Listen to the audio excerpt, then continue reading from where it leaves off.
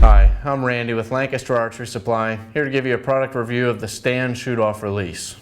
We have two different versions of the Shootoff. We do have a Blackout version, which has all black components.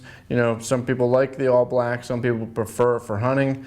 And then we have the standard Shootoff, which has the black on one side, blue plate on the other side, has the stainless steel components. Basically everything within both releases are exactly the same, has the same adjustment, everything is the same on the release, just two different colors. What I did actually separate here is the two Blackouts that I have here are mediums. We have it in the medium 3-finger and then also the medium 4-finger. That is just completely personal preference whether or not you like 3 and 4-finger. One thing to remember, if you've never really had a thumb release like this before, and if you're wanting to try one, again, so this is a great option, but you may go to a 4-finger, and then if you wanted to, you can always drop one finger off and shoot it as a 3, or you can go back to shooting it as a 4. So it's more versatile to get a 4-finger if you're not sure what your preference is. One of the nicest things about this release is all its adjustability is made with the same Allen wrench. It's a 5/64 Allen wrench, and this on top is going to be your tension screw. Basically, that's going to control how much it's going to take to actually set the release off. So if you're going to tighten this, that's adding more pressure. So that's going to be like harder to actually squeeze off on the shot. And if you're loosening this, it's going to make it more of a hair trigger type. Then once you find the exact tension you're looking for, what you want to do is you want to go to the travel screw.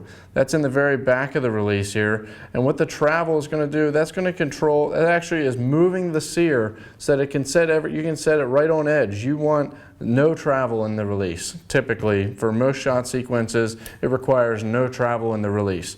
So what I do, anytime that you adjust your tension on here, always take your travel screw.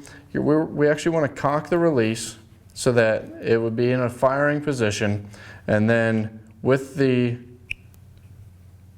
travel adjustment screw, I actually am going to run that in until this release goes off.